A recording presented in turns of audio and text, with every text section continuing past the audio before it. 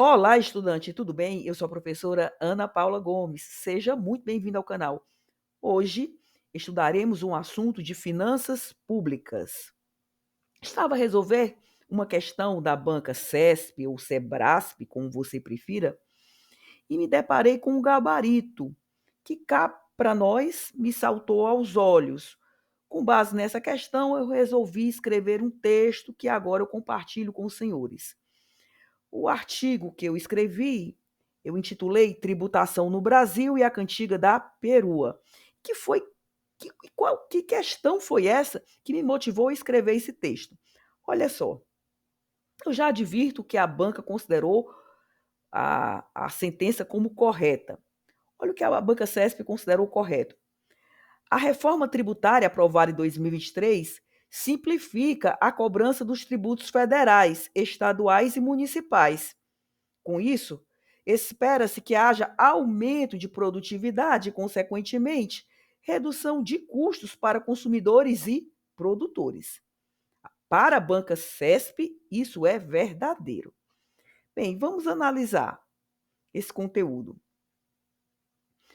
Como se diz no Ceará, a cantiga da perua é só pior, infelizmente. Essa é a sensação que ficou após a emenda constitucional 132, simbolicamente publicada em dezembro de 2023, dias antes do Natal. Imposto único? Que nada! Serão instituídos 3 novos tributos que, paulatinamente, substituirão as exações incidentes sobre as relações de consumo atualmente. Que presente, não? Artigo. Vive-se em sociedade complexa, plural e de riscos, o que espraia efeitos nos diversos sistemas tributários, entre eles o brasileiro. Hoje, discutem-se os impactos da emenda constitucional 132 de 2023. Será ela benéfica ou maléfica à economia do Brasil? Eis o que se espera analisar a partir da tipologia de arquétipos. Pois bem, a emenda 132 de 2023 se propõe a elevar consideravelmente a tributação sobre o consumo, produção e circulação, tributação indireta. A título de abertura mental, recorde-se que tributo significa arrecadação impositiva, é o que está no artigo 3º do Código Tributário Nacional. Implica, inexoravelmente, peso morto econômico. E o que é isso? Algo próximo a uma ineficiência alocativa consentida. Nesse estado de arte, a obrigação de o contribuinte arcar com a exação justa guarda relevância sob pena de descrença até na própria ordem democrática. Alertar a Hayek, Prêmio Nobel de Economia na década de 70.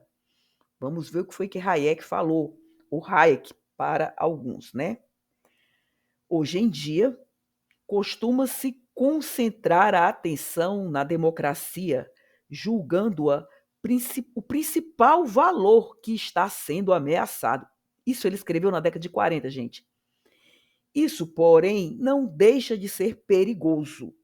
De fato, essa ênfase desmedida no valor da democracia é responsável pela crença ilusória e infundada de que, enquanto a vontade da maioria for a fonte suprema do poder, este não poderá ser arbitrário.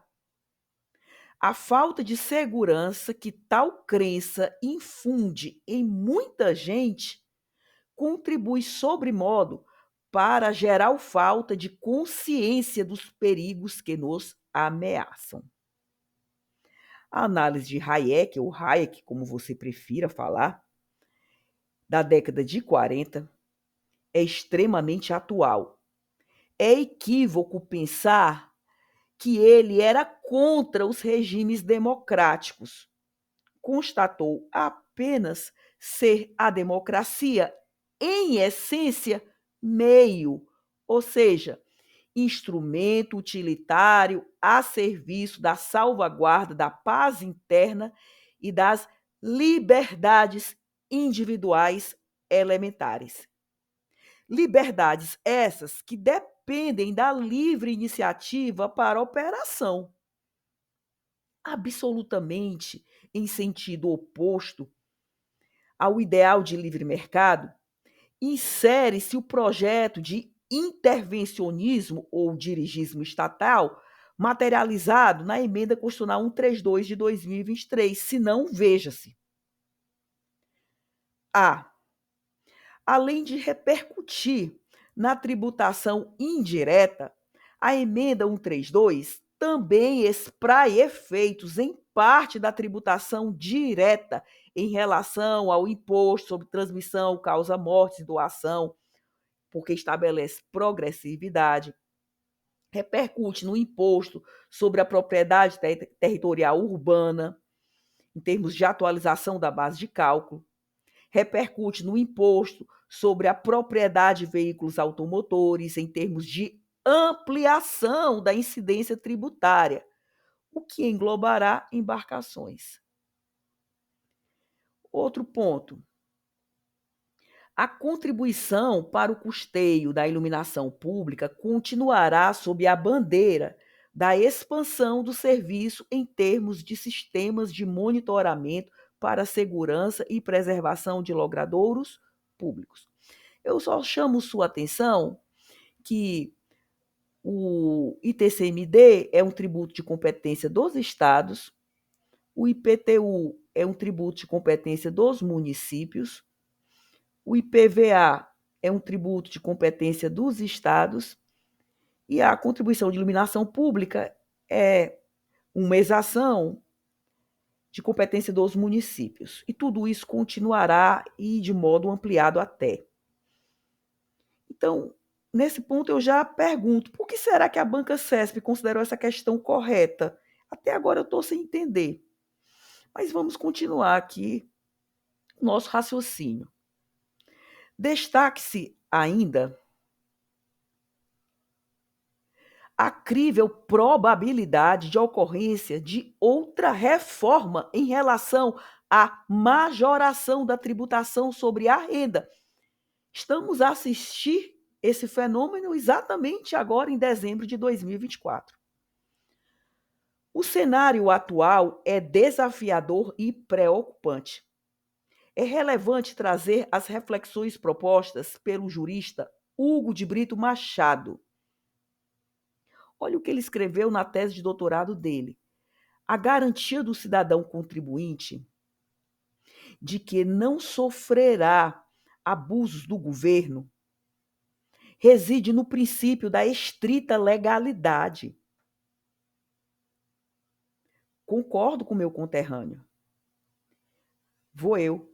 Qualquer carga fiscal a incidir preponderantemente via tributação indireta, regressiva por natureza, distancia-se de um justo fiscal. Por esse motivo, eu questiono mais uma vez esse enunciado da banca CESP. Observe que aqui, nesse enunciado, repetindo, a reforma tributária aprovada em 2023 simplifica a cobrança de tributos federais, estaduais e municipais. Espera-se que haja aumento de produtividade e, consequentemente, redução de custos para consumidores e produtores. Mais uma vez, não entendi por que esse gabarito estava correto, mas vamos lá, né? Vamos continuar aqui o nosso raciocínio. É preciso analisar o impacto macroeconômico da elevação das exações em termos de competitividade do produto brasileiro, interna e externamente, o que parece ter ficado de fora da, aspas, reforma. No que concerne à expansão da carga fiscal, criou-se novo imposto, que é o IBS, Imposto sobre Bens e Serviços. Trata-se de tributação indireta de competência compartilhada com estados, Distrito Federal e municípios. Imagine-se a confusão que isso gerará. Hoje, no Brasil, o modelo de federalismo fiscal já gera indesejáveis conflitos distributivos, o que provavelmente deverá ser repetido em relação ao IBS. Observe-se que a própria emenda expandiu a competência do Superior Tribunal de Justiça para processar e julgar, originariamente, os conflitos entre entes federativos ou entre estes e o comitê gestor em relação ao IBS. Eu tive a curiosidade de pesquisar a embriogenia desse modelo de comitê. E qual não foi minha surpresa que essa modelagem de comitê guarda raízes na Constituição da antiga União das Repúblicas Socialistas Soviéticas.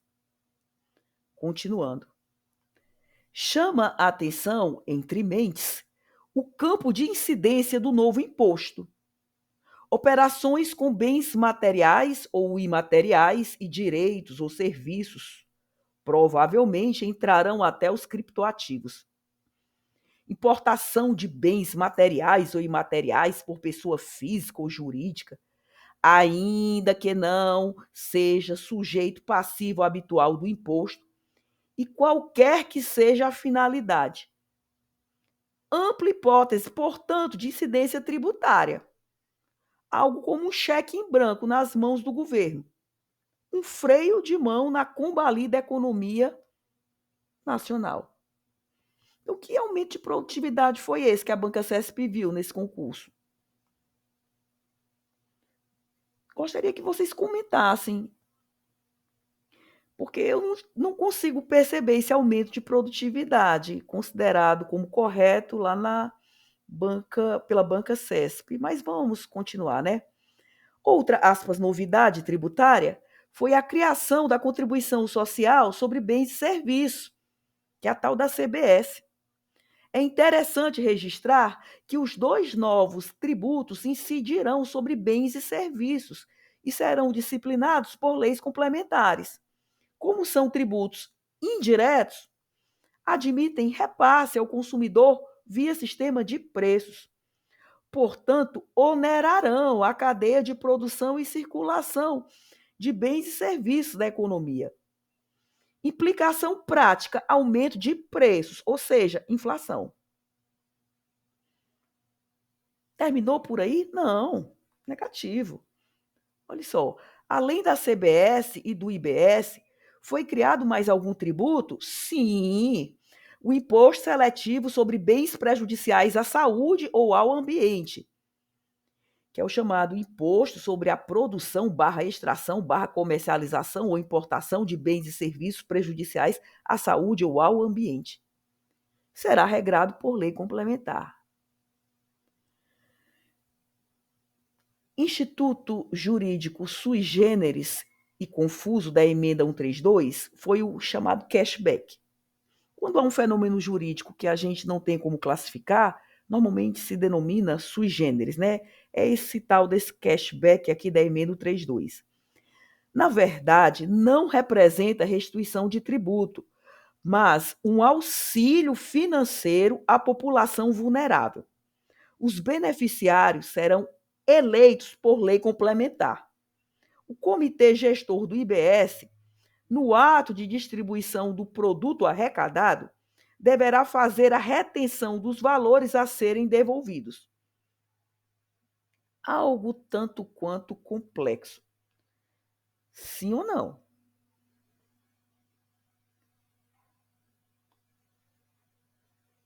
Passa-se agora a examinar a problemática segundo a metodologia de arquétipos de Jim Dayton, por suas questões orientadoras.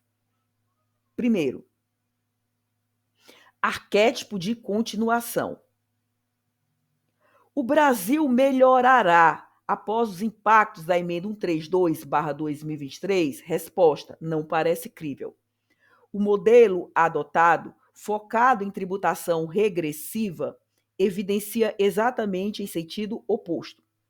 As exações indiretas serão repassadas via sistema de preços, logo onerarão as camadas menos favorecidas da população. Bem, aqui a primeira questão orientadora. Segunda questão orientadora da tipologia de arquétipos de Jim Dayton, adaptada aqui para a problemática, naturalmente. Arquétipo de colapso. A economia quebrará em face de um ajuste fiscal focado na elevação da receita?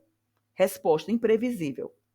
A partir da leitura fática, até o primeiro semestre de 2024, o econômico se encontra fortemente influenciado pelo político.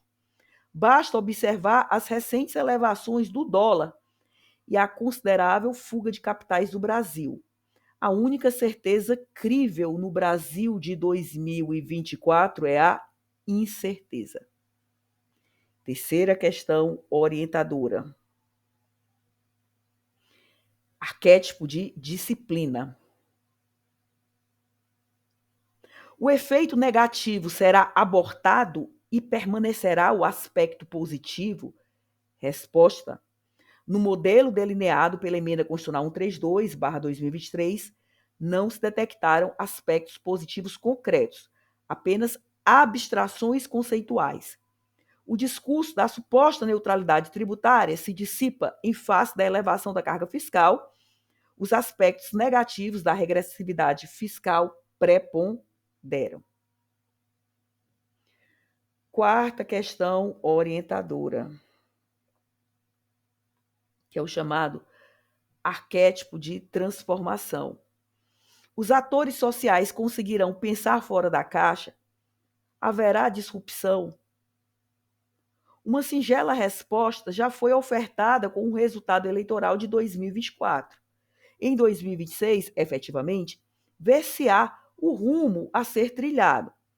Se a transformação ocorrer pelo recrudescimento do dirigismo estatal, a nação estará a serviço do Estado, mas haverá, na real, centralização da arrecadação fiscal no governo federal. A figura do comitê gestor do IBS é por demais eloquente.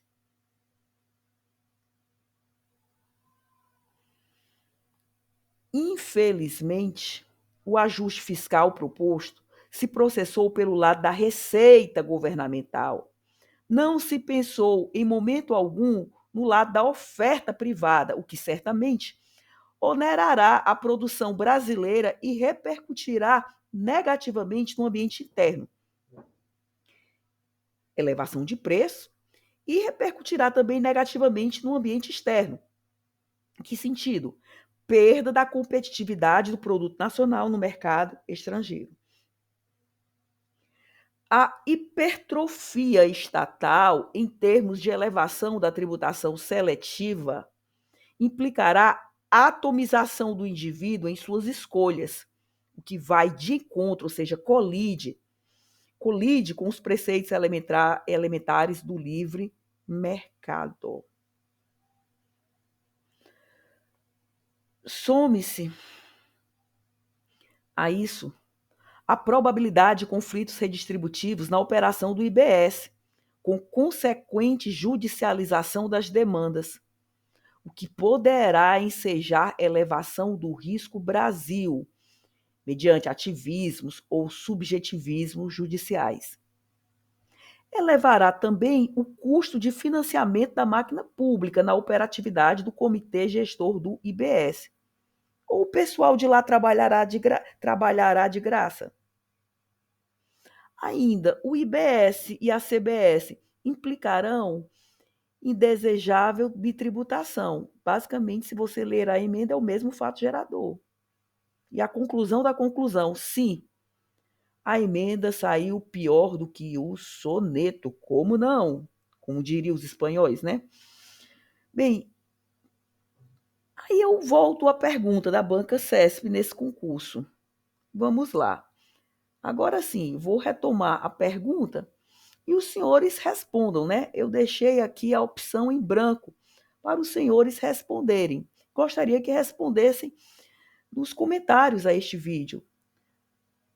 A reforma tributária, aprovada em 2023, simplifica a cobrança dos tributos federais, estaduais e municipais, com isso, Pode-se afirmar que haverá aumento da produtividade e, consequentemente, redução de custos para os consumidores e produtores? Com a palavra os senhores nos comentários a este vídeo. E aqui as referências da minha pesquisa. Sim, eu li a emenda 132. Eu li sim a emenda todinha. E a partir da leitura dessa emenda, eu cheguei a essas humílimas conclusões, exatamente para estimular o debate edificante. Eu gostaria muito de ler os comentários dos senhores. É isso aí, meus queridos alunos. Gratidão pela audiência. Até o próximo vídeo!